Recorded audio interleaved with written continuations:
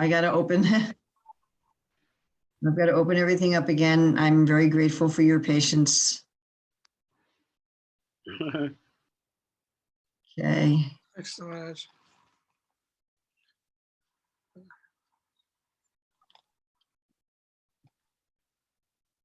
Actually, I have a new computer, which I'm going to be, by next week, I'll be on my new computer. So.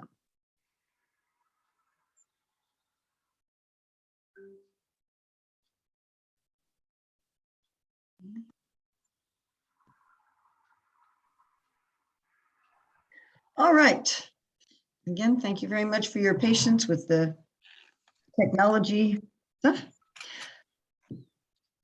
So we are on our last chapter today. Next week, we're going to have a review, a summary and review, which I think, considering the complexity of these topics, will be very helpful. Okay, so we're in the Southern Ocean of the Nectar Devotion. This is Nectar of Devotion, chapters 20 to 34, which is about Vibhava, Anubhava, Sattvika Bhava, Vyavichari Bhava, and Sthayi Bhava. And we're in the fifth wave, which concerns Sthayi Bhava, and we're at part 3. So in part 1, we discussed the primary Sthayi Bhavas. In part 2, the secondary Sthayi Bhavas. And here in part 3, it's overlooking about Sthayi Bhav and Rasa in general. So this is Bhakti Rasamrita Sindhu 257 to 132. I apologize, in the syllabus, my figuring out which verses, I did that in the very beginning, and as I went through, I realized that coordinating the chapters with the verses was not exactly the same. So this is our components of rasa. Today we're mostly going to be talking about rasa. So the summary of this chapter, this section, is that rasa means when all the bhavas combine to form taste. Poetry and drama can produce rasa if done and received properly. Rasa comes from the spiritual pleasure potency. And if we're immature in bhakti, we can just get some hints of rasa. It can refer to primary or secondary basic relationships, each of which have an associated color and presiding deity. And all rasas are joyful. The expert devotees can understand rasa, but inexperienced persons cannot. So we're going to look at the nature of rasa. Now, throughout these presentations, we've been using the term Sthayi Bhav, or basic relationship. Now, this term Sthayi Bhav is when rasa is not experienced. When a devotee is experiencing rasa, when everything comes together to experience rasa, then the basic relationship is not called Sthayi Bhav anymore, it's called rasa. So we've noted, I'm sure you've all noted, that Srila Prabhupada primarily uses the term rasa, rather than, he'll say there's 5 rasas, there's 5 primary rasas, there's 7 secondary rasas, rather than the term Sthayi Bhav. So again, Sthayi Bhav is used when we're analyzing it separately, but when an individual is experiencing all of them together as a taste, then rasa can refer to the whole experience, and it can also refer to the Sthayi Bhav. Now, looking at the various emotions that arise in the bhavas, things like we talked about in the Vyavichari Bhavas. So Rupa Goswami explains that pride, jubilation, sleep, and joking in the material world come from Rajaguna. Despair, lowness, bewilderment, and lamentation arise from Tamaguna. But spiritually, everything comes from Krishna's presence and transcendent happiness. So in other words, materially, if I'm lamenting, that means I'm overwhelmed by Tamaguna. Oh, my life is useless. Nobody loves me. I'm unworthy. Now I've offended people and I won't have any friends anymore. I've lost all my money. I'm in Tamaguna. But spiritually, when a person is experiencing any of these Vyavichari Bhavas, they're going to be experiencing them ecstatically. As far as which come from which Gunas, this is Rupa Goswami's analysis, so I'm just repeating. Okay. So materially, we think of some emotions as pleasurable and some as painful. Right? Materially, we're like, oh, comedy, that's pleasurable, and disgust is painful. But spiritually, the apparently painful emotions can give the highest and most intense bliss. Now, we're going to be discussing this at length in the second portion of the class. So we've shown different charts of how these different bhavas come together. And, we've had our main chart, which is really a simplification. Always keep in mind that whenever you simplify things, you distort them to some extent. So really the interchange and the interplay of these bhavas is complex, and it can be seen in many different ways. We've had many different charts throughout this presentation, according to how Rupa Goswami explains them. So here's another way of explaining them, that the primary and secondary Sthayi bhavas, when we hear about Krishna or experience Krishna, then we experience the vibhavas, anubhavas, sattvic bhavas, and vichari bhavas. So do we call it rasa, or do we call it the various bhavas? So this is a picture of a blender with different ingredients in it, right? There's yogurt, there's spinach, there looks like mango and dates and strawberries. So they're all separate, like we can have the vibhavas, the vyavichari bhavas, etc. But when we blend them, then they're rasa. So if these bhavas don't attain the nature of rasa by serving the Sthayi bhav and thus remain independent, then they're considered to be the 33 vyavichari bhavas, the 8 sattvika bhavas, and the 8 ratis. 8 ratis, because you have one primary Sthayi bhav of, let's say, friendship, and then you have the 7 secondary Sthayi bhavs, like anger, comedy, etc. So each individual is going to be experiencing 8 Sthayi bhavs. So that they're considered separately if rasa isn't there. But when rasa is there, then it's different. And Rupa Goswami is giving the example that yogurt becomes rasala by mixing with sugar and pepper. So we've all had a lassi, I assume. So then the primary and secondary rati is a synonym for Sthayi bhav, become rasa by combination of the elements of vibhava, anubhava, sattvika bhava, and vyavichari bhava. So when all of those are combining in a person, they experience rasa.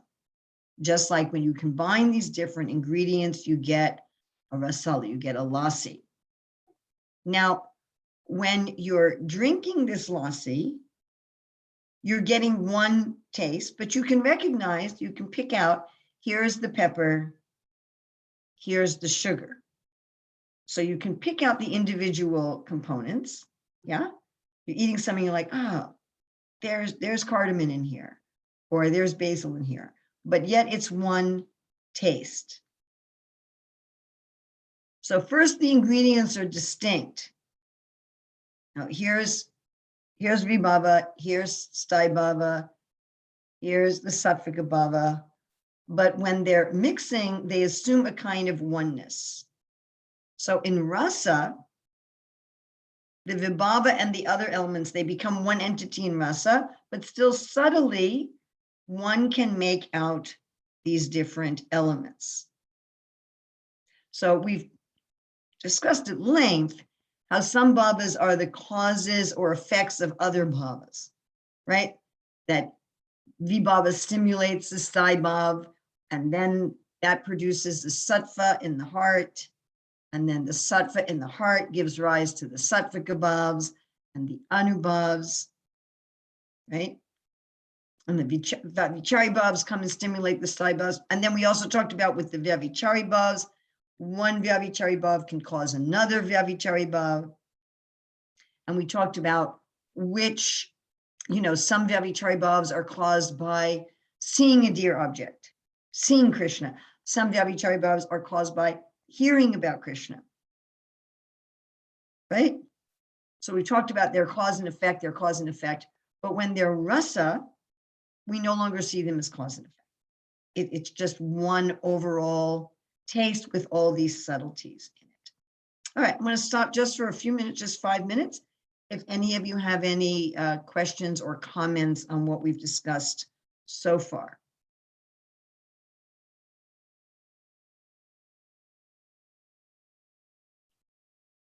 Prabhupada Priya? You were saying that they're still subtly detectable, the different components of rasa, but then you also said that the causes and effects are kind of disappear. So how is it that they're detectable and not detectable? Okay, so let's say I'm going to make dal, and I put some ghee in my pot. At least this is how I make dal. Maybe some of you have a different process. I put some ghee in my pot, and then I have some real asafoetida, by the way. I've got actually chunks of asafoetida resin. Ooh, completely pure. And so in my, which boy, it's really potent.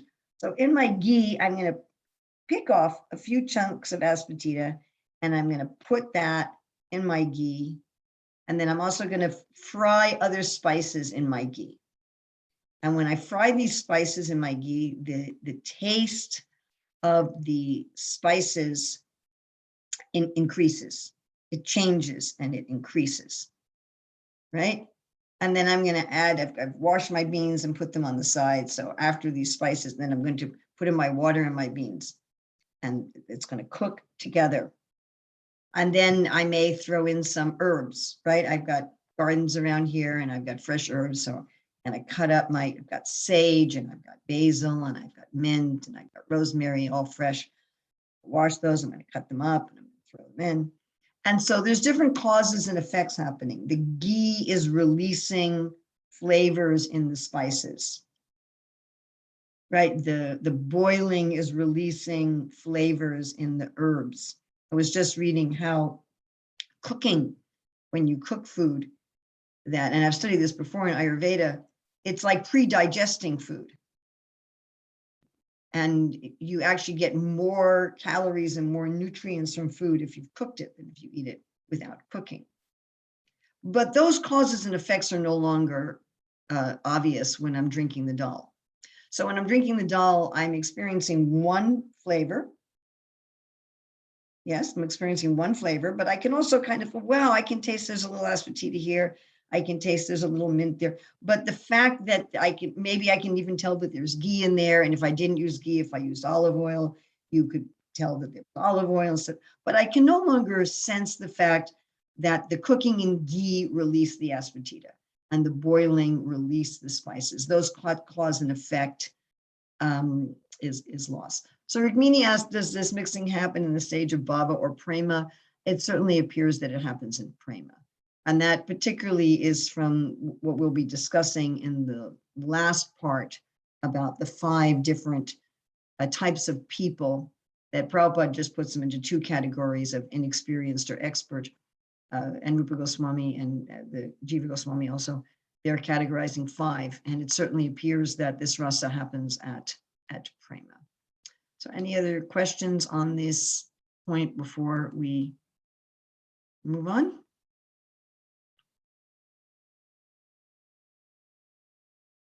All right, we have a very nice, somebody else? Yes? No? We have a very nice section here on poetry and drama about the Lord. And as we're going through this section, we're going to have a breakout group about this section at the end. So I'd like you to think about or take notes about your experiences with drama, with watching dramas. That it would include dances. In ISKCON, I see now there's a lot of dance dramas about Krishna rather than just dramas. And your experience with classes, with Shastra classes, and please, in the breakout group, please don't use names of people unless it's complimentary. Please don't use any names for uncomplimentary. But I'd like you to think about your good and bad experiences.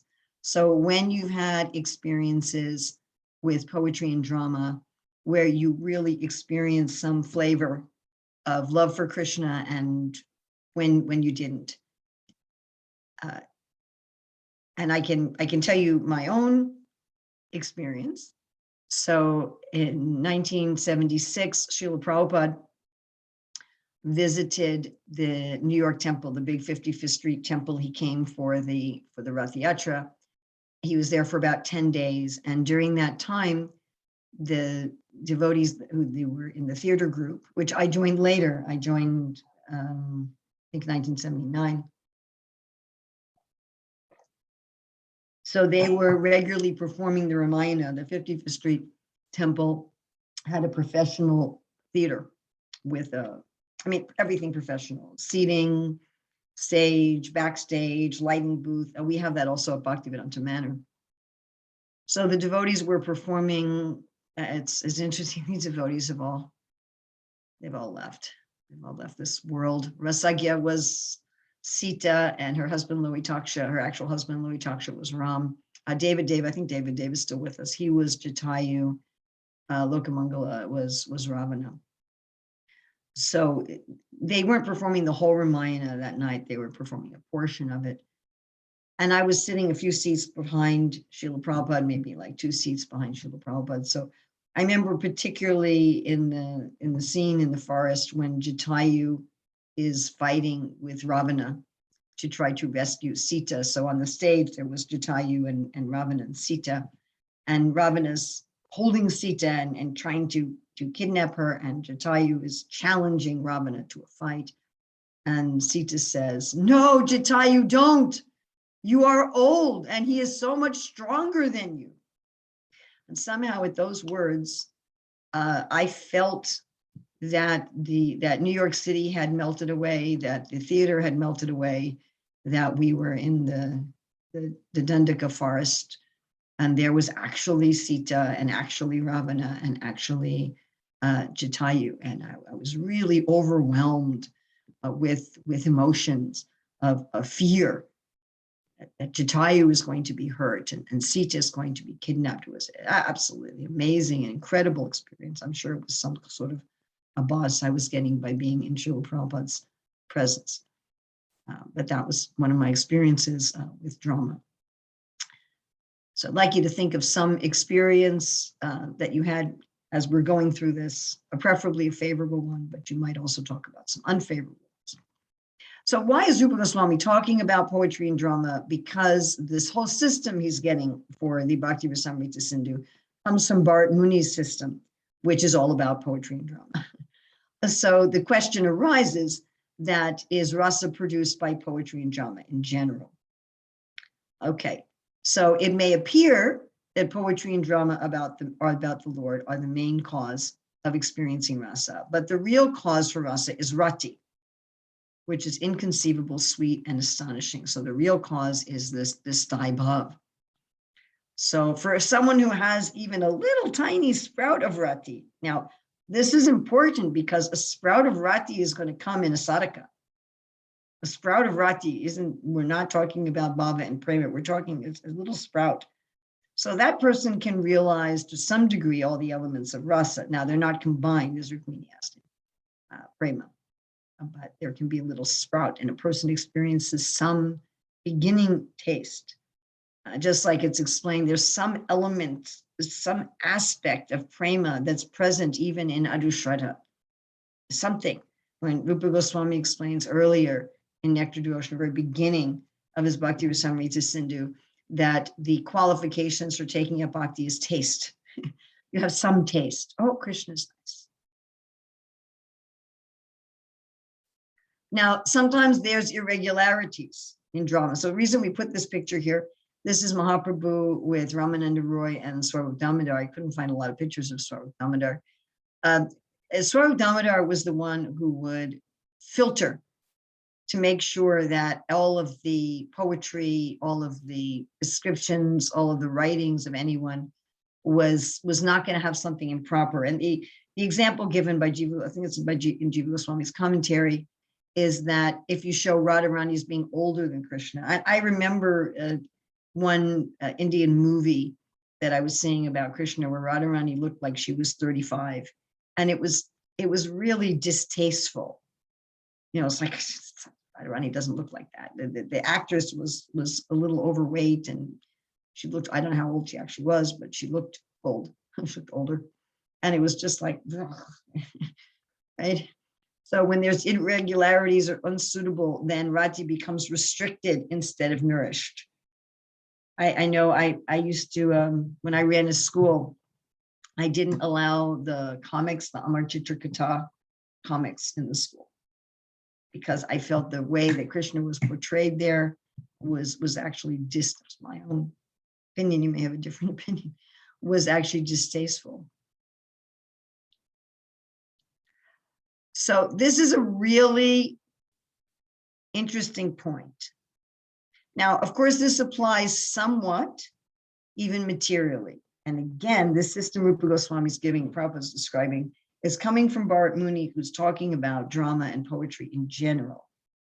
So even in mundane poetry, if I'm watching a film about Superman, I may identify somewhat with Superman or with Lois Lane. Sorry, I used to watch Superman TV when I was a kid. So I may identify somewhat with the characters, right? If Superman's in trouble, I'm like, oh, I'm in trouble. So there's some identification between the audience and the character, even in ordinary drama. But here we have something going on that's beyond ordinary drama, because rasa is not material. And so when one is watching spiritual drama or listening also to poetry, it's not just drama, it's also poetry. Poetry includes the Bhagavatam is considered poetry, for example. Bhagavatam, Mahabharata, Ramayana, they're all epic poems. This is true also, of course, with bhajans. So what can happen is that the person hearing, watching, identifies with the personalities in the drama or poetry. And this is very strongly explained in this section, Nectar of Devotion. Jiva Goswami is quoting Sahicha Darpana 11-14. He says the devotee plunges into the ocean experienced by previous devotees. Previous devotees means the devotees who are being depicted or talked about in the drama or in the narrative. And there's awakening, Jiva Goswami says, of chivalry and other bhavas with an experience identical to that of the ancient devotees. And this is repeated in this section of Bhakti Rasamrita Sindhu quite a few times, that the devotee who's watching the drama, the devotee who's hearing the narration, starts to experience the same bhavas, the same Sthayi bhavas, the same Vyavichari bhavas as the devotees that are being portrayed in the narrative or in the drama. And Jiva Goswami says, no man at all is condemned for entering that ocean. So there's nothing wrong with that. You're not going to say, oh, that's improper. No, it's not improper. In fact, that is the point of this hearing. And this is why this hearing is so much stressed. So we have Vishwanath Chakravarti Thakur's commentary. And he says, hearing during a recitation of Ramayana, how Hanuman jumped over the ocean. Sometimes a sympathetic devotee, absorbed in that mood, giving up all shyness, jumps up amidst the hearers in order to cross the ocean. He also said, which I didn't put in this slideshow, that hearing about Dasarath, he might also die. I remember Pankaj Anangri, who's recently passed away from COVID, that one time there was some discussion of this. I don't remember if the devotees were singing the mantras to Nrsingadev or reading about Nrsingadev. I don't remember exactly the impetus, but he jumped up and he started roaring like Nrsingadev. So it actually became manifest as an anubhav.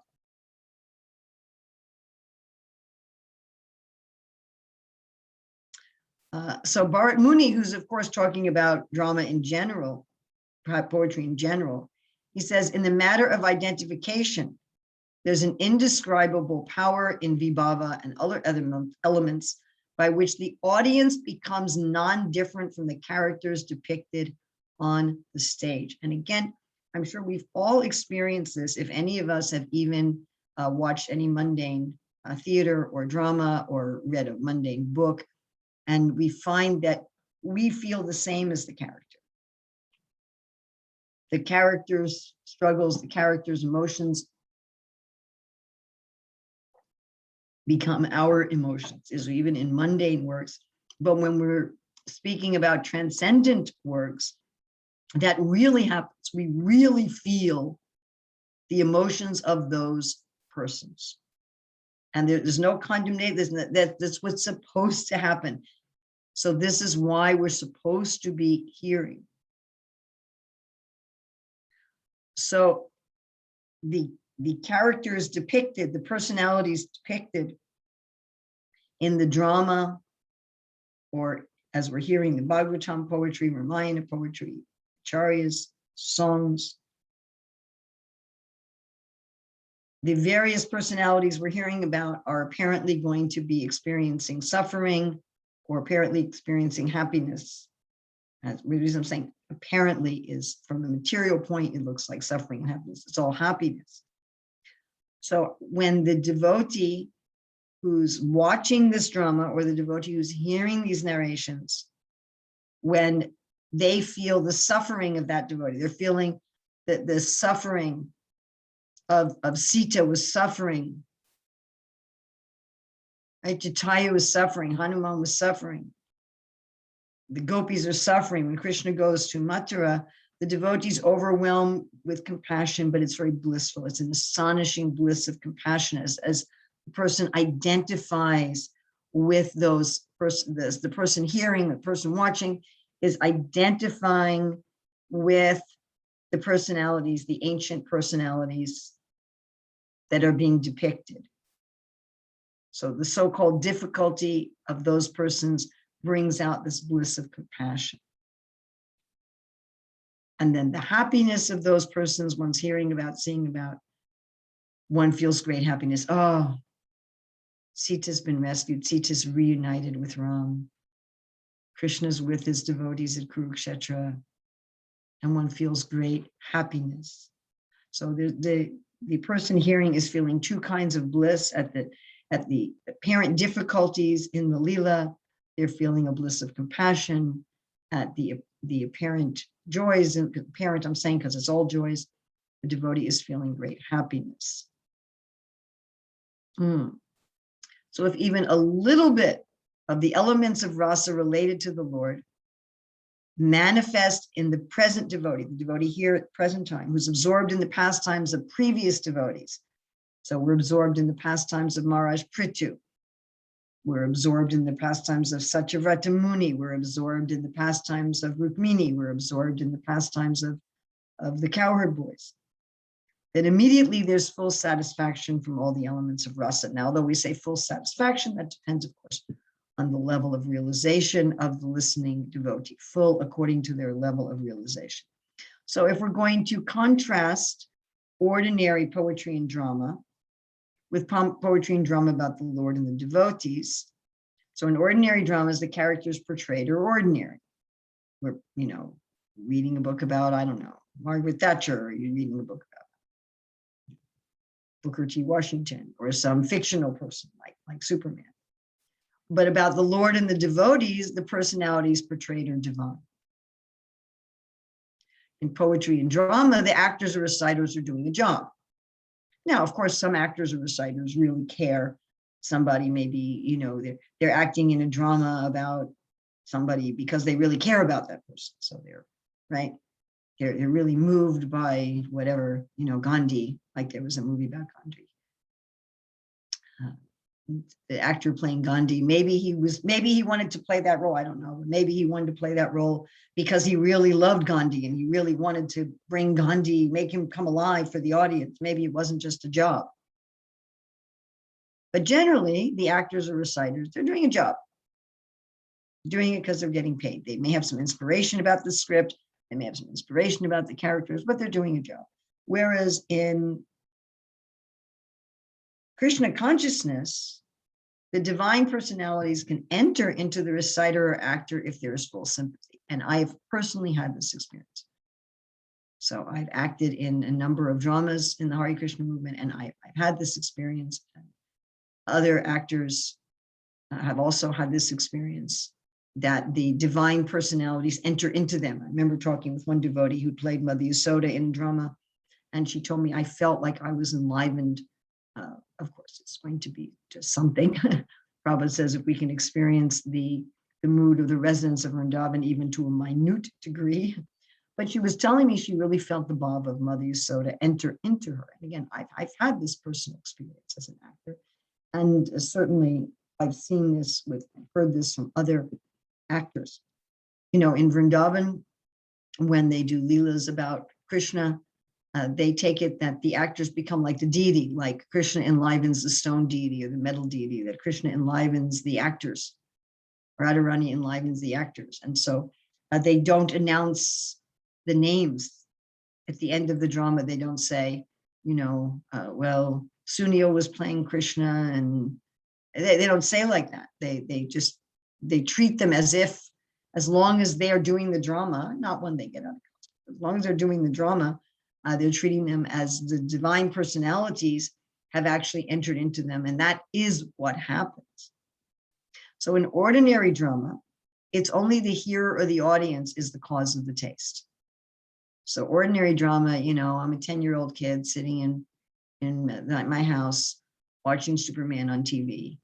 And whatever taste I'm experiencing, it's happening in me. It's my imagination, because it's an ordinary person being depicted, and the actors are just doing a job, but I'm imagining something and having some taste.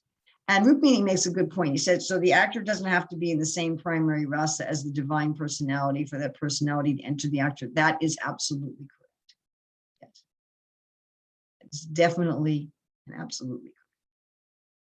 So the actor is taking on a role, and in that role, that divine personality enters into them. And that personality, with mundane actors, this happens to some extent. I remember reading about the famous actress Meryl Streep, and how she would so much get into the character. Her husband was saying, I felt like, I've been married to 1,000 different women. Sometimes it's actually a problem for the actor if they're playing a very disturbed character, and we all know that actors sometimes fall in love with each other because they're acting as if they're in love with each other, right? Everybody knows that some actor, there's actors playing husband and wife in the stage and film, and they have their real husbands and wives, but they fall in love with each other as the characters, and they actually fall in love with each other and have an affair. This happens because they start to take on the character of the personality. So what to speak of in transcendent drama? Yes, when you, and this can happen also in a narration, not only in a drama. I've seen it happen very strongly in a drama, but it can also happen in a narration. So if one is reciting the Bhagavatam, the Chaitanya Charitamrita, the various works of the acharyas, or singing the songs of the acharyas, so that the mood of the personalities that one is talking about or one is singing about can enter into oneself. Even if one is realized one's Sthayi Bhava, and one has a Sthayi Bhava of whatever, servant, and if one has Dasi Bhava, but one is talking about the cowherd boys, then the cowherd boys will enter into one for that recitation, and one can be communicating that mood. So in transcendent poetry and drama, the cause of taste is the original personalities that are being portrayed, the actors or reciters, and the audience all together can cause rasa. How are sahajiyas different? Okay, sahajiyas are, there's many different types of sahajiyas. Sahajiyas are generally people who imagine something that they're not actually qualified for. And they're pretending. We talked about this formally with Sattvic above, like a person just practices to emote something. The Sahajiyas are more like these actors or reciters who are doing a job. So here we have in ordinary drama, the actors or reciters are doing the job. So therefore, Srila Prabhupada tells us not to hear Bhagavatam and not to watch dramas for people that are doing it just as a job. Now, whether or not somebody gets some dakshin for it is not the thing. It's whether or not a person's doing it just as a job. Like they don't really care. They don't really have an attraction for Krishna. They're not doing it to glorify Krishna. They're just doing it to make money. That's their only motive. Again, fact that you might pay somebody, you might pay someone's ticket to come and do a dance, and you might give them some compensation for the dance. That doesn't make it professional. That could be a yagya with dakshin. But the point is, are you doing it as a job or are you doing it to glorify Krishna? So the Sahajiyas get into this, some Sahajiyas get into this pretense where they think, you know, just like Meryl Streep and other actors, they can portray that there's someone else so expertly that their own personality is no longer evident. Only the personality of the character is evident. But that's just a practice thing. Sahajiyas also generally don't feel that they have to follow regulative principles or morality. So one of the big differences between actually experiencing these higher things and being a Sahajiya is, like Prabhupada would say, the Sahajiyas, they do some Krishna drama and then they're like, oh, I'm tired, I need to smoke cigarettes. You know, I need to drink coffee. And they'll have illicit affairs in the name of Krishna consciousness. So Rukmini is making the point that if one considers prestige as a type of compensation, it becomes difficult for an audience member to determine whether someone else is acting for that reason. Yes, that's true. And of course, we can make a pretty reasonable assumption that when the other members of our ISKCON society are acting in a drama or are giving a class, that they're not on the platform of prema. I mean, I am sure that we have devotees in our sanghas who are on the platform of prema. However, it's also a reasonable assumption. Manushanam sahasresu kashchidenti it's also a reasonable assumption that at any given time, the number of devotees in our sangha who are at the platform of prema is going to be in the minority. That we probably don't have, 80% of our devotees in the platform of prema or in the platform of bhava. So there's going to be some, even in bhava, there's some scent of anartha. So there's going to be some mixture. It's a reasonable assumption that when we are hearing a drama or hearing a class from someone, that there's some mixed motives there. And we as the hearers may also have some mixed motives. I mean, that's a reasonable assumption. However, we're still experiencing something, and that we'll also get into a little later. So we're still experiencing something, like talk about a sprout of rati, or maybe we're experiencing an abhas of rati.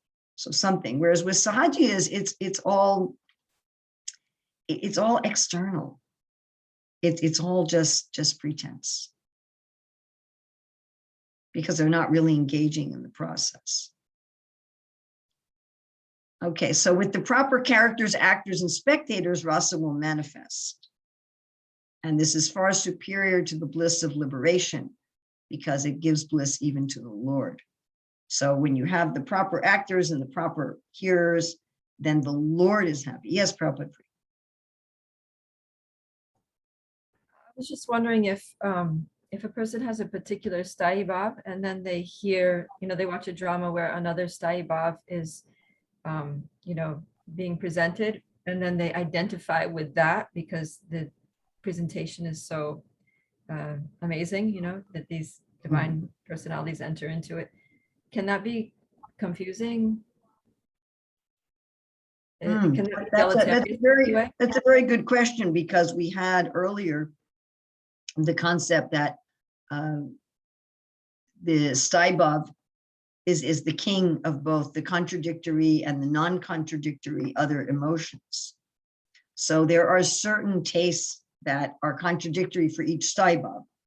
Like we read about Patrika, where he's with Krishna and the friends are joking and get very casual. And so Patri also starts becoming casual, and then he pulls back.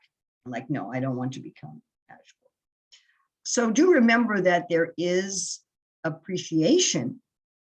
So every devotee has appreciation for the moods of all the other devotees. You know, the time when Prabhupada got furious at the Gopi Bhava Club was when they criticized Mother Yasoda. So when the devotees in that Gopi Bhava Club, when they said something disparaging about Mother Yasoda, that's when Srila Prabhupada became like fire and closed it down. Because that's an indication that it's not real. It's an indication that it's just something pretense. It's just somebody pretending to be something that they aren't. So everyone in every mood appreciates all the other moods. And you know, the Acharyas explain how in Goloka, in the spiritual world, that every evening there's entertainment.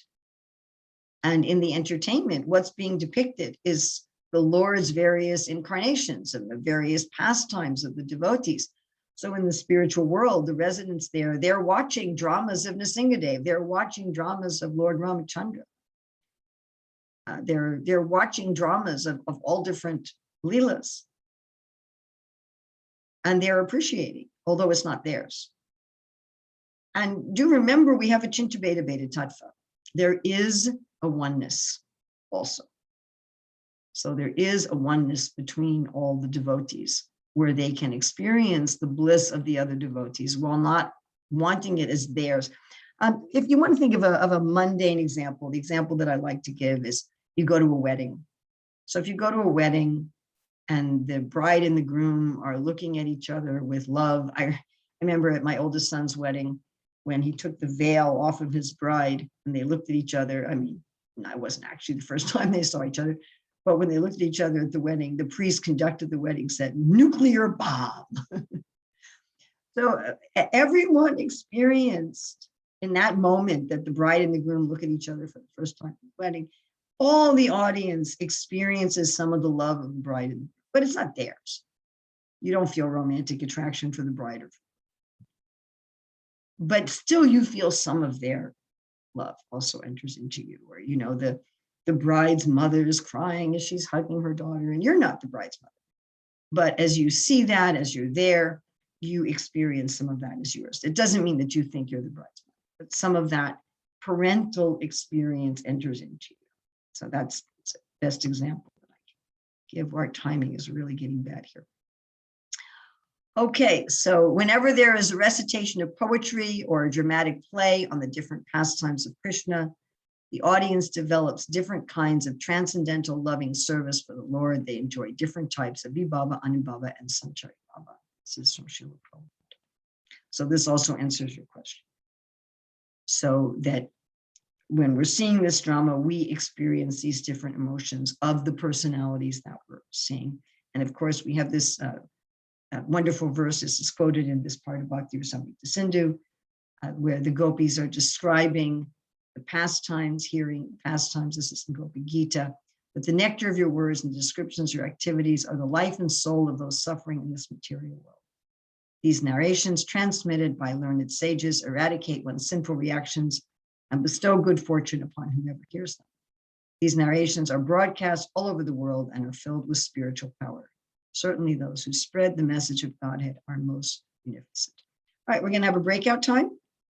So please discuss, each person to discuss at least one positive or one negative if they want. Please don't use names for a negative experience with devotional drama or devotional hearing. So we can start that breakout group.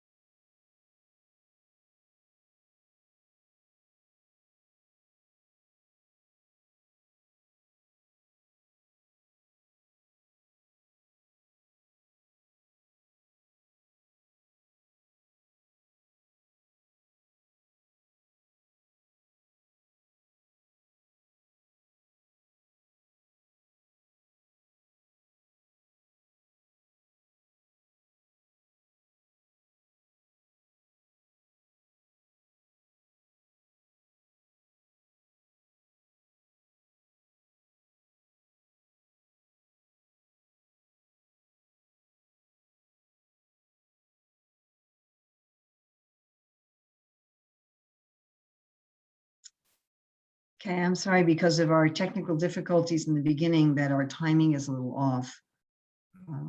So I hope you bear with me. We're going to do a few more things and then we'll take a break. So just messed up all the timings. We are going to be a little late today. Please excuse me. I as you know, I really try to be very punctual. So how do we understand rasa? That such manifestations are displays, Prabhupada says, of the transcendental pleasure potency of the Lord. One should simply try to understand that on the spiritual platform, there are many varieties of reciprocal love. Such loving exchanges should never be considered to be material. So this is Prabhupada giving this warning. We're not going to, until we're actually experiencing it ourselves, we're not going to fully understand it, but at least we can say it's not material. Okay, I haven't yet eaten a mango. Maybe I've just smelled it. Maybe I had a drop of mango juice on my tongue. I haven't really sat down and eaten a mango yet. I can't really understand it, but I can understand, oh, it's sweet, it's juicy, and so forth. So we can understand, at least in some way, we'll discuss this more at the end of the class, that it is transcendental. And just using material logic is not going to give us understanding. So in the Mahabharata Bhishma Parva, it's warned that things which are inconceivable should not be subject to arguments. Actually, the transactions of the spiritual world are inconceivable to us in our present state of life. So we can understand something through argument and logic. Krishnadas Kaviraj says we should apply our argument and logic to Sri Chaitanya Mahaprabhu. Certainly everything is explained. Our acharyas do explain everything very logically. We can say this whole Bhakti Rasamrita Sindhu is a very logical explanation. At the same time, these things are not subject. Mahalakshmi will have questions in a couple of minutes. These things are not subject to just logic arguments. So we are getting hints. Srila Prabhupada says, great liberated souls like Rupa Goswami and others have tried to give us some hints of transcendental activities in the spiritual world, but on the whole, these transactions will remain inconceivable to us at the present moment. So Prabhupada was writing this in 1959, writing it for the world in general, and hopefully by 2021, we do have members of our Sangha who are experiencing these things, but in general, like I heard someone yesterday say, everyone is a neophyte. I'm like, no, not everyone is a neophyte. He said, it's only offensive if you single out some group and say, these people are neophytes. As long as you call everybody a neophyte. No, that's not a fact. We have many very advanced devotees in our Vaishnava Sanghas. Many. A small percentage always will be. We're constantly getting in new people and so forth. But we do have many. Still, in general, we can say that those studying Nectar Devotion, Bhakti Rasamrita Sindhu, they're getting some hints. Right? Prabhupada goes on, understanding the exchanges of the transcendental loving service with Krishna is possible only when one is in touch with the pleasure potency of the Supreme Lord. So that, of course, again, there's some hints from the Mahatmanastamam Partam Diving Prakriti Mashrita, even from the beginning of practicing bhakti, one is under the shelter of the divine energy of the Lord. However, until the rays of the Ladini Shakti illuminate the heart at Bhava, one is getting just some hints. So love is the basis for all of this rasa. It's the basic connection of love, the Sthayi, the rati, that causes Krishna to be the stimulant as object, right? The vibhava, alambana, vishaya, and for the devotee to be the stimulant as shelter, the vibhav, alambana, ashraya. This then produces emotions, vyabhichari bhavs, voluntary anubhavs, and involuntary sattvika bhav actions, and the total taste, rasa, which increases this basic connection, the Sthayi bhav of love even more. So without some basic connection of love, even if it's a beginning neutrality, even if it's neutrality as a stage, then these other things are not going to be there. So it has to be some love. This is not just theoretical, it's not just philosophical. Love is nourishing love. The examples given, the ocean nourishes the clouds, which then pour rain on the ocean. Right? As Srila Prabhupada says, thus the pleasure potency of Krishna is compared to the ocean, The pure devotee is the pleasure-possessing cloud, and when he is filled with transcendental loving service, then he can bestow his mercy as a downpour of rain, and the pleasure potency returns to the ocean. Love is nourishing love. So all the elements of rasa mutually reveal each other and assist each other. The only cause for rasa is love. Rasa is self-revealing. It's not dependent on the mind. It's not dependent on other factors. Rasa consists of rasa and nothing else. So as sadhakas, we are using the body, we are using the mind, but we should not have any conviction, like Prabhupada says earlier in Nectar of Devotion. Actually, there is no practice to awaken. So we should have the conviction that I am not causing. It's not that by my waving incense and my chanting the holy name and my distributing books and my going on pilgrimage that I'm causing. No, not like that. I'm expressing my desire to the Lord, who will then reciprocate with me. Right? That's what's happening. Krishna is reciprocating, and he's revealing by his internal energy. Tesham satata yuktanam bhajatam pratipurvakam didami buddhiyogam tam yena mamu priyanti te tesham evanukam partam aham agyana jantamaha nasayami atma bhava so gyana deepena vashvata. So as we much chitam magita pranam bodayantas praspram atayantas chumanyatam kushanti kurmanticha, as we hear and chant about Krishna, then we get this satisfaction and bliss because Krishna is reciprocating with us. Okay, you're over time, but I do want to just stop at just 5 minutes. We don't have time for very many questions. Mahalakshmi, yes? Well, so nicely explained. It is very helpful. Yet when I listen right now, that logic cannot be used for us to understand what is being described about these exchanges of love. Yet while reading, and so many things I don't understand, I read something and say, how is this possible? There are things hard to accept, like feelings of envy and pride and all these things. And if I don't understand it makes it hard to keep on reading. We didn't say logic cannot be used. We said logic is not the cause. Okay. So let's say you have, okay, I had an experience many years ago. I was going to visit my mother in New York, and she arranged for me to stay in an empty apartment, an empty flat of a friend of hers that was upstairs from her flat. Those people were out of town. So as I stayed in that apartment, in that flat, on the table, they called it a coffee table, but there was like a table in the living room, and there was a book there that had been written by the son of the owner of that apartment. So evidently the son of the owner of that apartment was a professor, and he had written a book, believe it or not, on Raslila. Do you believe that? So I'm staying in the apartment. My mother had no idea.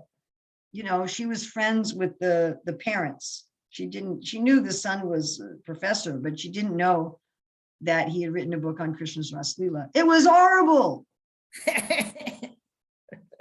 It was just, I was feeling disgusted because he was trying to understand Krishna and Krishna's Raslila just through Pratyakshana Hanuman, just through logic. And boy, did he fail. I mean, like, wow. It was just wrong. That was awful. I don't remember the details. I intentionally erased them from my memory. So if we're going to try to approach rasa just through logic, just through our brain, just through our study, we will fail. That doesn't mean the devotees can't use logic. You know, what are we going to do? I mean, we have a body and mind. We're going to use our body and mind. But that's not the cause of our understanding. The cause is grace. We're invoking grace by using what we have. We're not the cause. it's Krishna's heart is melted. The devotee's heart is melted, seeing our effort. I might have given this example before, that in the 70s, the devotees were furtively passing around this book called Fascinating Womanhood by this Christian lady, How to Be a Good Wife. And it was a very good book, actually. I would still recommend it. So one of her ideas there is, let's say you're trying to get your husband to do some household thing. You want him to paint the wall or fix the door or something, and he's not doing it. And I once saw a funny meme, ladies, you don't have to keep reminding us.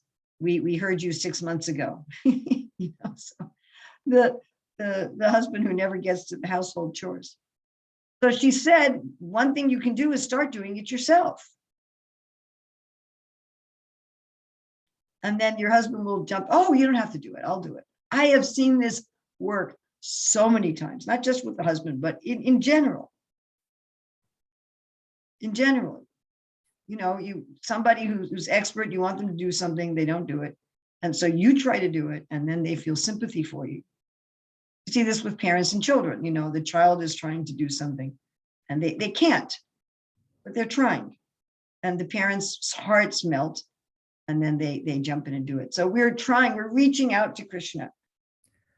Oh, Hare Krishna, we're trying, we're using what we have, we're using our contaminated body, disgusting body, we're using our contaminated mind, our contaminated emotions. That's all we have. We don't have anything else. We just have this thing, but we're using it, and we're saying, I'm going to worship you. I'm going to offer you a flower. Krishna's not interested in our flowers that hardly even have any fragrance. He's got much better flowers.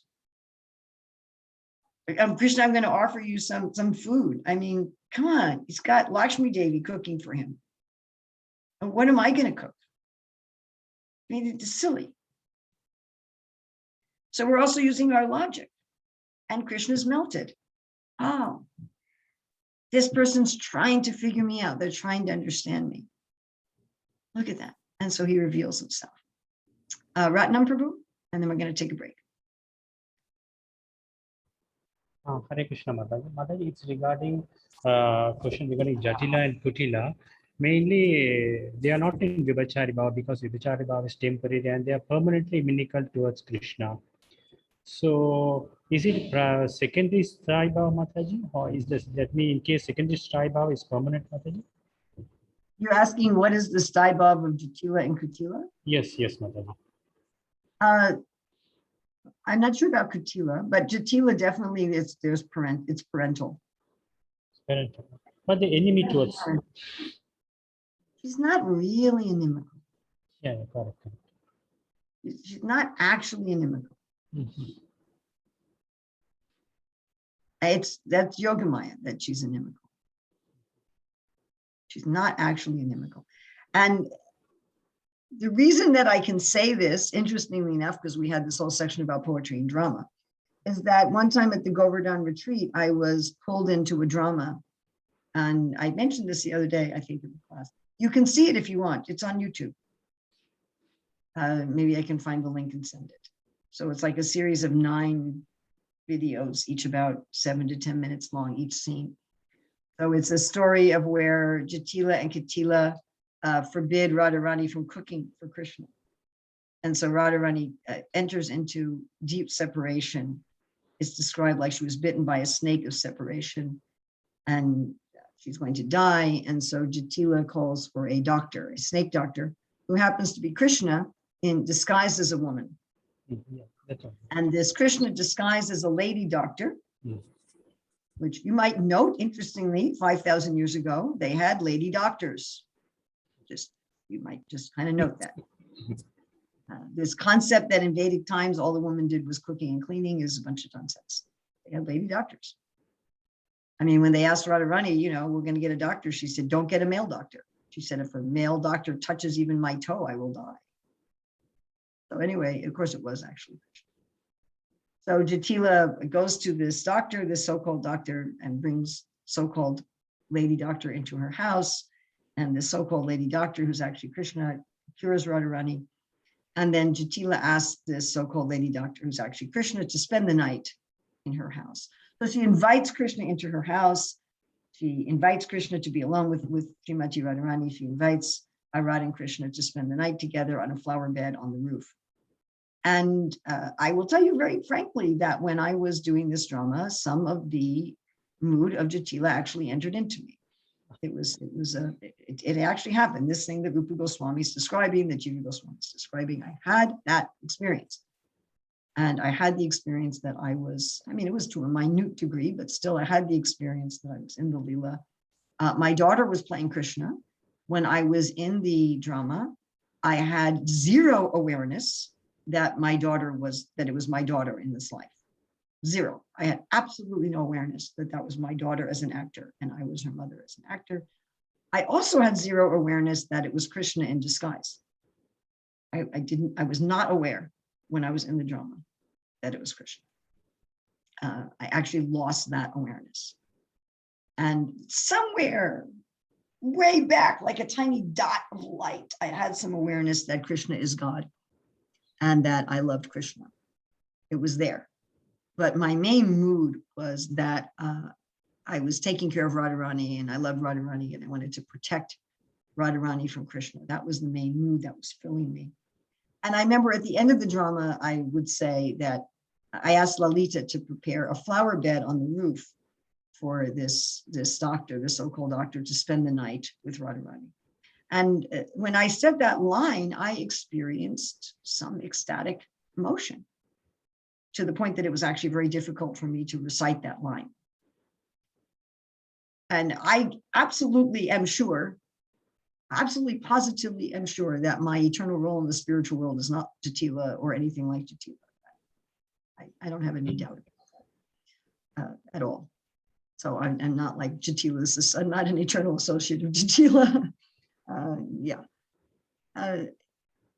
But I did experience some of her mood. I learned a lot about what Yoga Maya means doing that role. It was quite an incredible experience. I'm sure that a lot of the reason that I had that experience is the drama was right at the foot of Govardhan Hill. We had people in the audience. Giriraj Swami was in the audience. Sachinandan Maharaj was in the audience. We had many, Narayani was in the audience. We had many great souls there. And just like I experienced as an audience member with Srila Prabhupada, not that I'm saying that those people are on the level of Srila Prabhupada, but as I experienced an audience member with Srila Prabhupada, that I entered into the Ramayana. So I experienced as an actor that in that association, I was enlivened with that personality. And I will tell you, she is experiencing ecstatic love for Krishna without any doubt at all. She doesn't understand it very well. So when she's experiencing ecstasy and asking this fake doctor to spend the night with Radharani, she doesn't know why she's so ecstatic. She thinks she's so ecstatic because Radharani has been cured. That's why she thinks she's ecstatic. She doesn't realize she's ecstatic because she's arranged for the union of Radha and Krishna. That she doesn't understand. Not in Yoga Maya.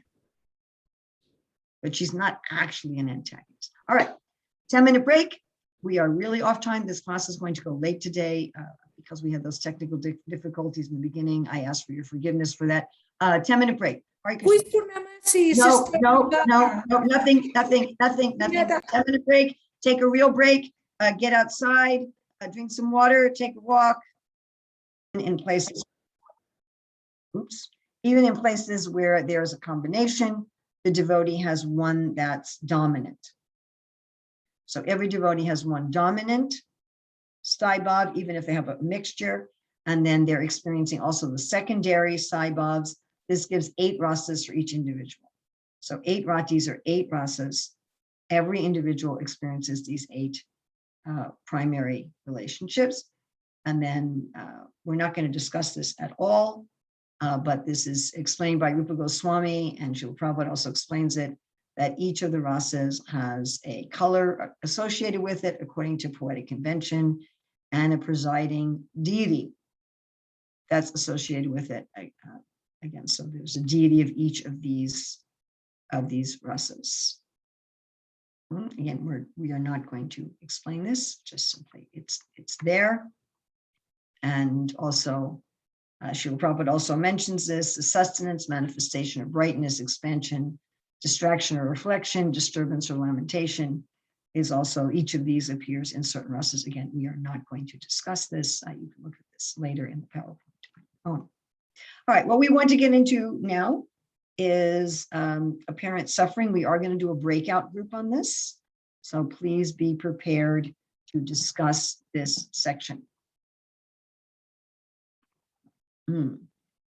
So spiritual separation is the full form of rasa in astonishing bliss, but it doesn't look like that. So of all of the rasas, the 5 primary and the 7 secondary, Rupa Goswami is particularly going to look at 3. Lamentation, we're going to have questions later. Lamentation, disgust, and fear.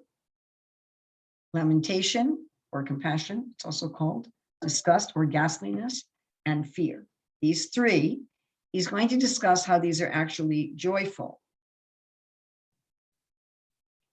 Yes, Bhishma has, as he's in Dasi, yes.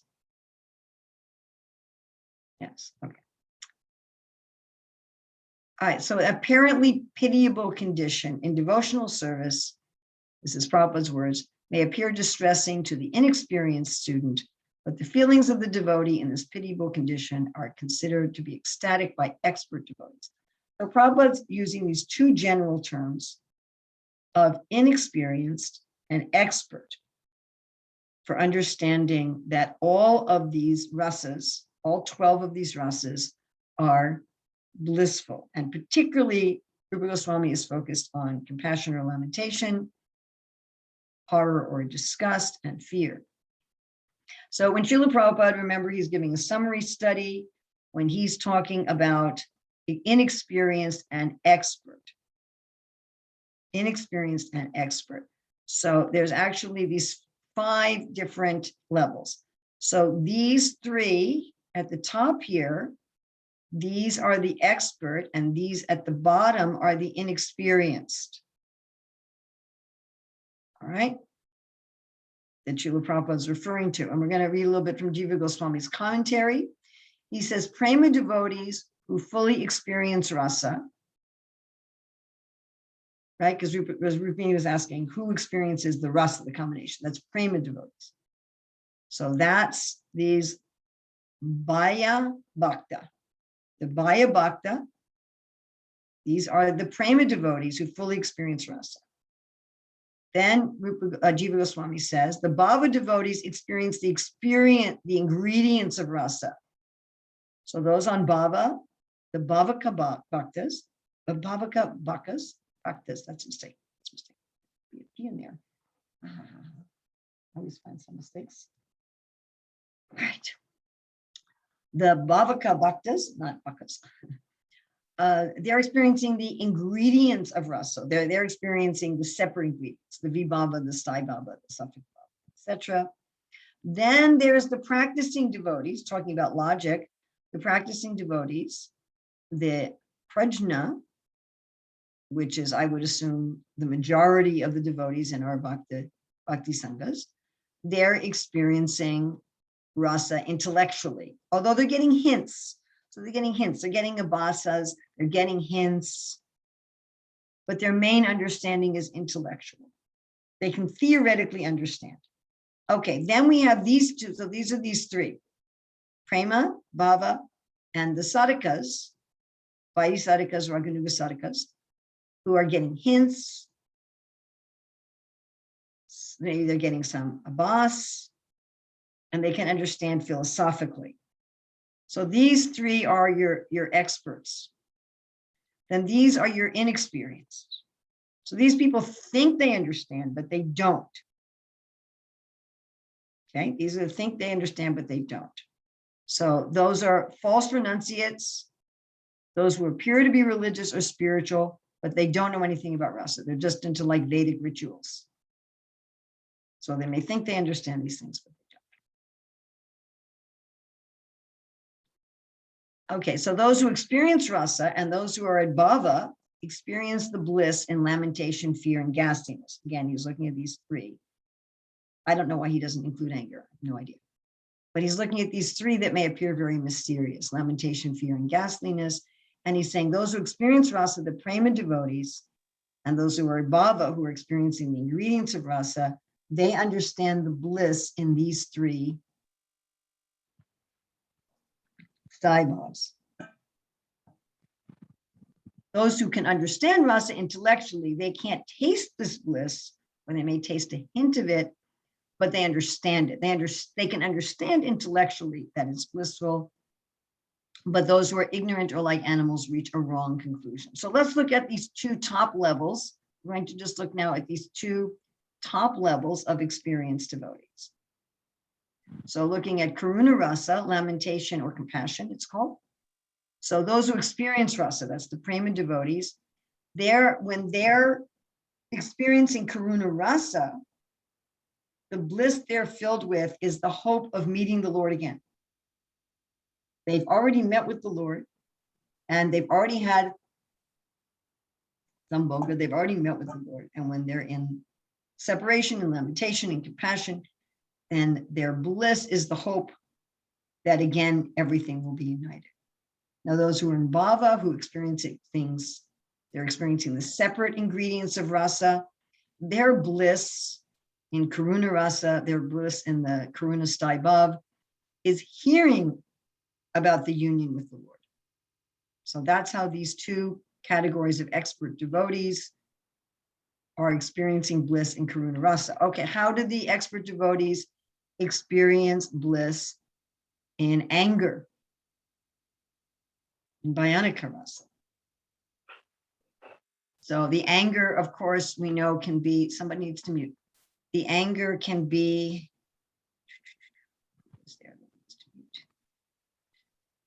the anger can be at Krishna, right? We have anger at Krishna, and we also have anger at the enemies of Krishna. So those who are experiencing rasa, the prema devotees, they get bliss from the certain hope that the Lord will be freed from danger. They know the Lord's going to be freed from danger. Those in bhava, their bliss in anger is the reassuring words from the more advanced devotees. The bliss in Bionic rasa, in ghastliness or horror, from those who experience rasa, their bliss is from the rati's action that produces a manifestation of the Lord to crush the disgusting elements. Again, there's no ghastliness towards Krishna, there's ghastliness towards impediments. Those in bhava, they have bliss from hearing reassuring words from more advanced devotees about the final outcome. So these are the three ways, these are the three ratis that are hard to understand. Yes, there's every meaning we had, you notice, oh, did I make a mistake there? All right, fix that on 66. Yeah, but you go, so there's, anyway, I'll fix it. Thank you. There's 2 words for each of them. So did I get that wrong on this slide also?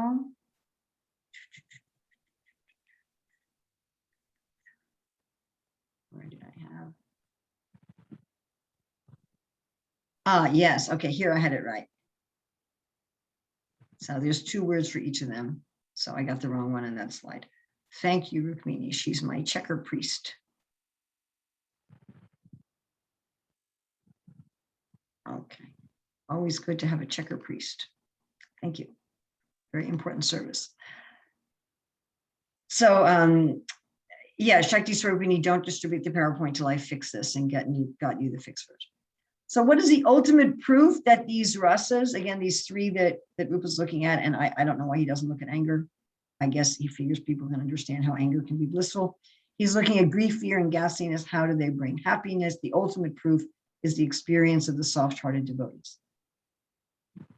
So the experienced soft-hearted devotees, they tell us that these are ecstatic. Okay, and Prabhupada gives the example, Rupa Goswami also gives the example of Hanuman, the great devotee of Lord Ramachandra. he would read daily about the activities of Lord Ramachandra that are in the Ramayana, although they're full of grief and lamentation. Okay, what we're going to discuss in breakout groups is how grief, lamentation, compassion, fear, and ghastliness can be joyful for the devotees. So we want to at least be in the group of devotees who intellectually understands these things. If we're not yet at Bhava or Prema, at least we want to be in the intellectually understanding devotees. We want to be in that category of expert devotees.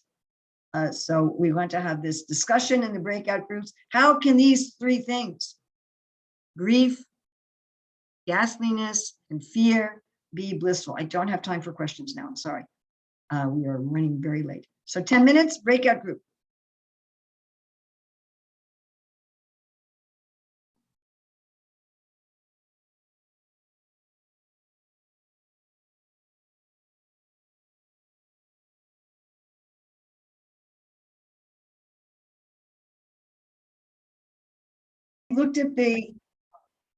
We looked at the three categories of expert devotees and how they can relish rasa, even the three ones that may appear not relishable.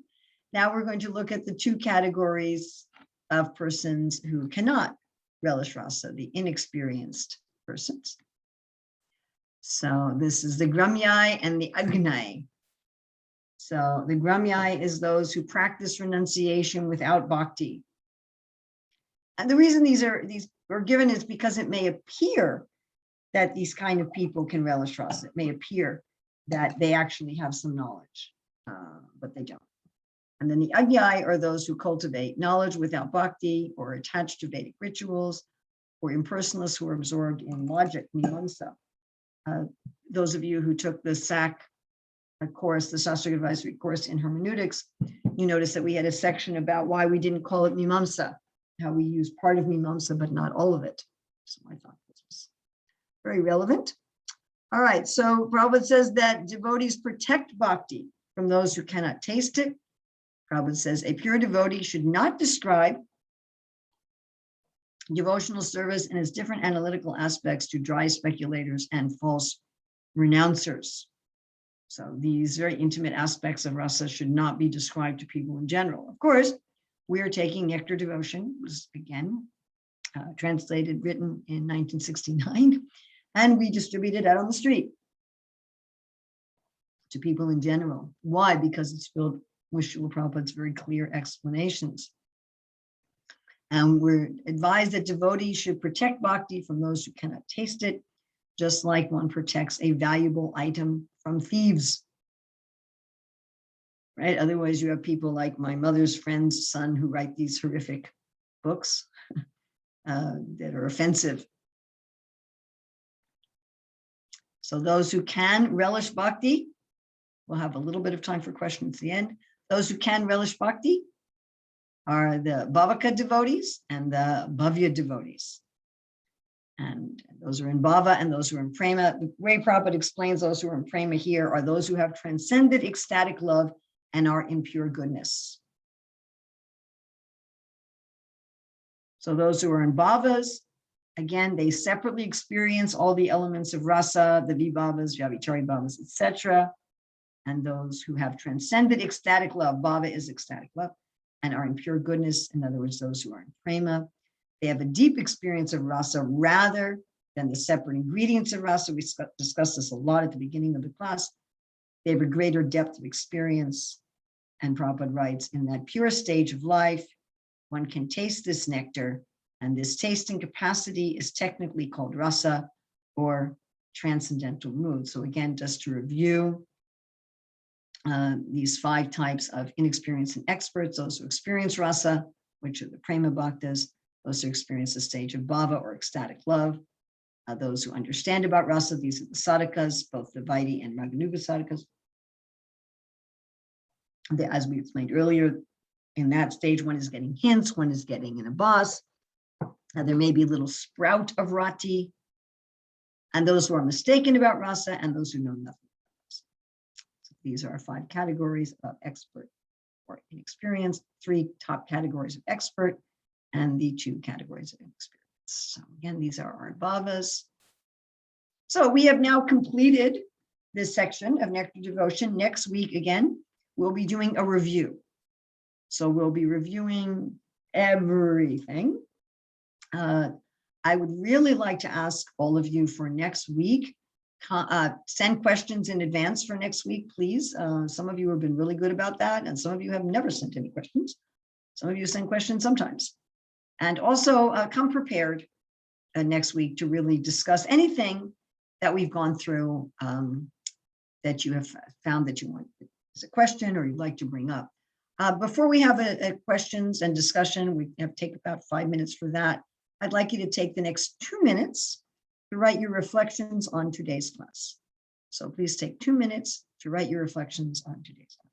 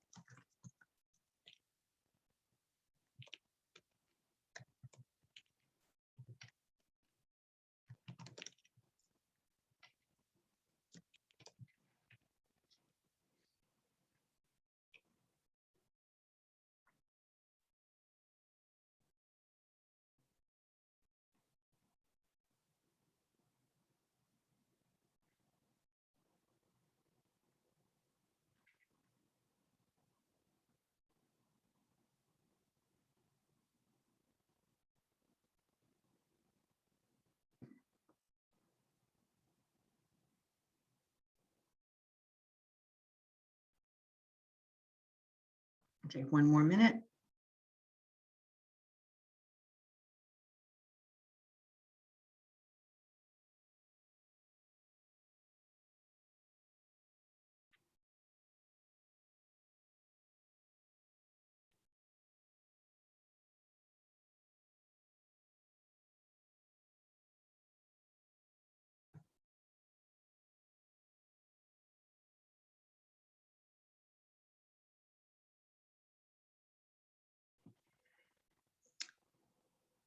Okay, we've come to the end of the class, but again, because of our late start, I do want to take just very brief time, just 5 minutes. Anyone who has any questions, especially anyone who has not already asked any questions in today's class. If any of you have any comments or questions on this topic before we end.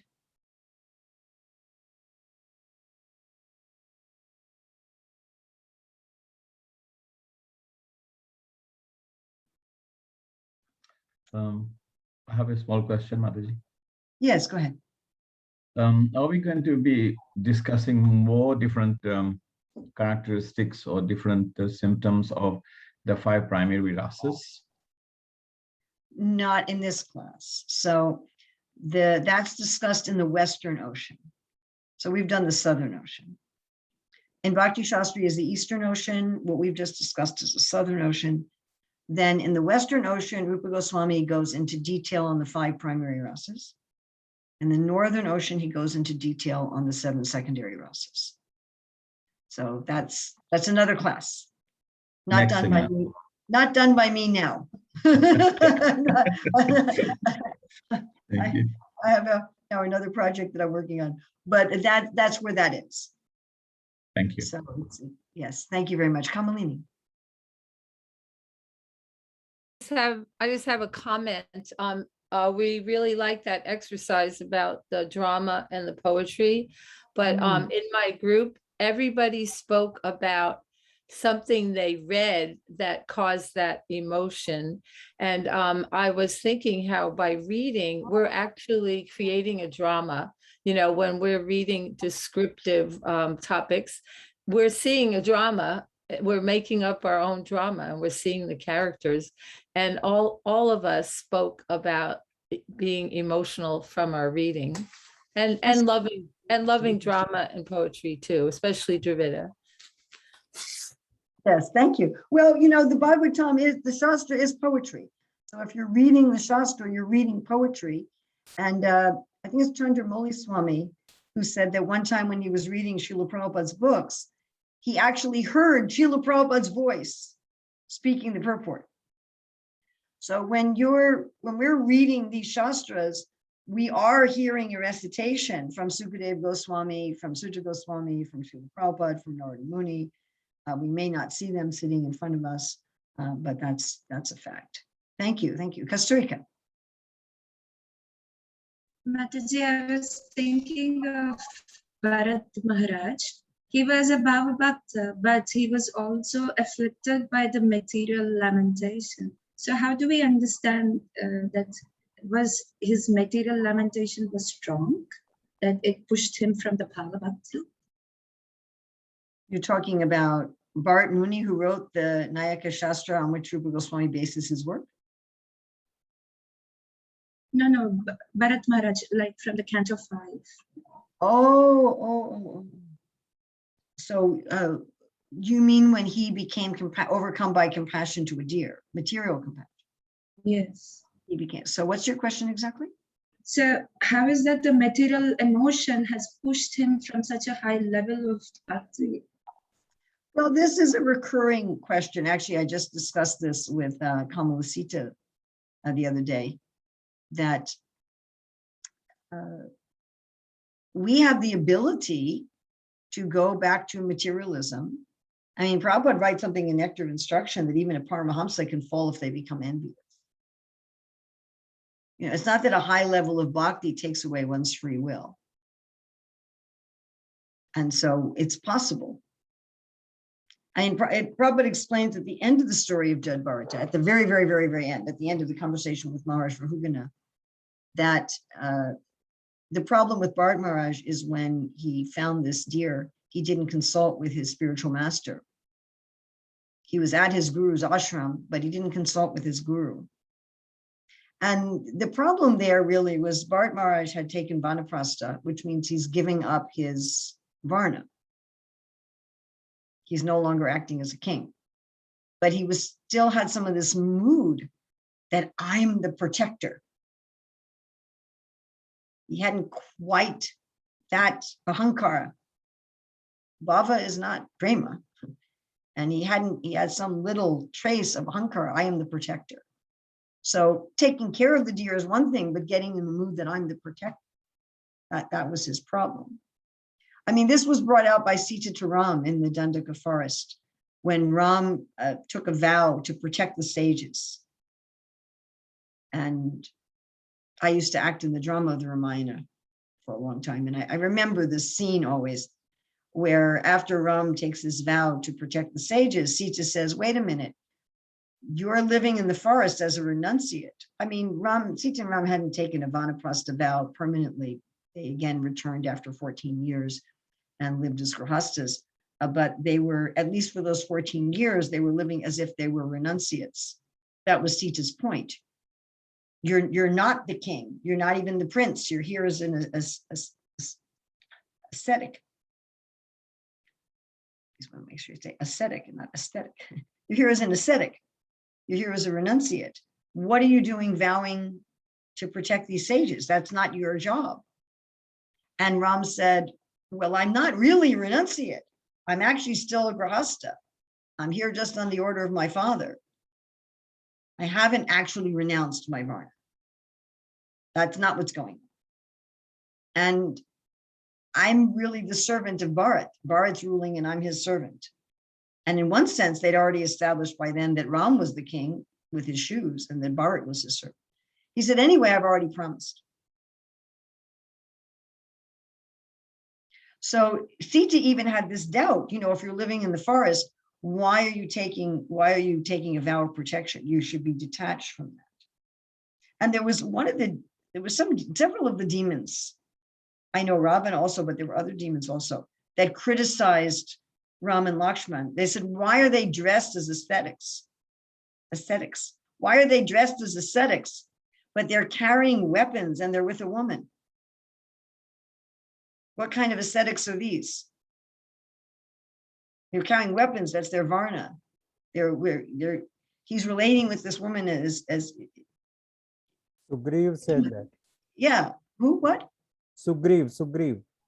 When he saw. Sugriva also said that. Yes. Yeah. Yes. Sugriva. Thank you. He also said that. But Ravana also said. Sugriva said it in bewilderment, Yes. and Ravana said it in criticism. Yeah. So that was the problem with Bharat. She had this ahankara left.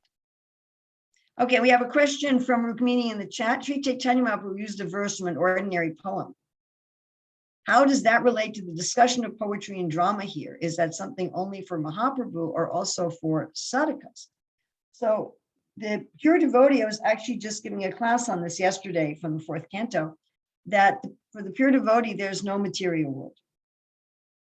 The pure devotee does not see the material world. The pure devotee sees everything related to Krishna.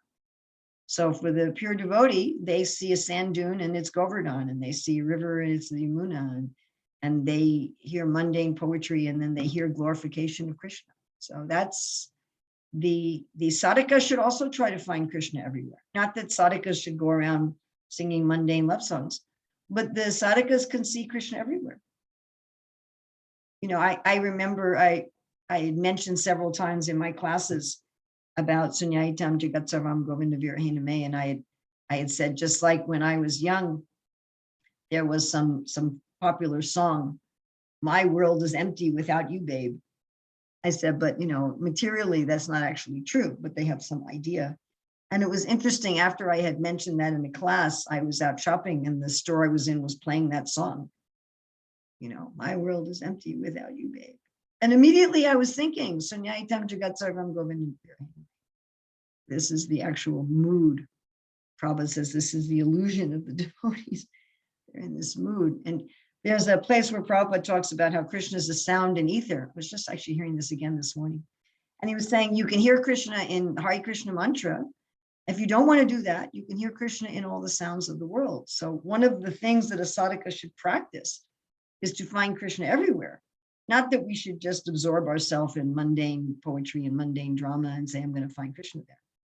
But whatever we have in the world. Bhajans plays in contemporary song tunes. You know, there's two answers to that, and then I'm going to have to end. I know some of you still have questions. I apologize. Maybe you can bring them up next week. One is that Srila Prabhupada would talk about using certain tunes, like for Mangal Artik, he wanted the morning tune and only the morning tune used at Mangal Artik. And also Srila Prabhupada said that we can use any tune. So you have two different considerations. One is the consideration of having a conducive environment, learning things like Vastu. We just had this landscaper create a little garden here according to Vastu. So one is using things like Vastu and knowing the different ragas and, you know, having excellence of elements. And like there's two stages of ruchi. One stage of ruchi is where the devotee is dependent for their ecstasy on the excellence of elements, and one is where they're not. So it's also possible that even without excellence of excellence of elements, like I know some devotees who are singing the Hare Krishna mantra to the cockroach song. Hare Krishna, Krishna Krishna, Hare Hare. That's a cockroach song. So, and still the devotees were enjoying the fact that it was the holy name. So the holy name is not dependent on that thing, and everything used in Krishna's service is also spiritual. At the same time, we try to have excellence of the elements. We will see you next week, hopefully, and I'll have hopefully on my new computer then, and everything will work properly, and there won't be any glitches. So again, next week, we're going to do a review of the whole Southern Ocean. We're going to go through everything in brief, obviously. And any questions you have on anything in the Southern Ocean at all, that haven't been answered, please get that to Shakti Swarupini 24 hours, or you can get it to her today.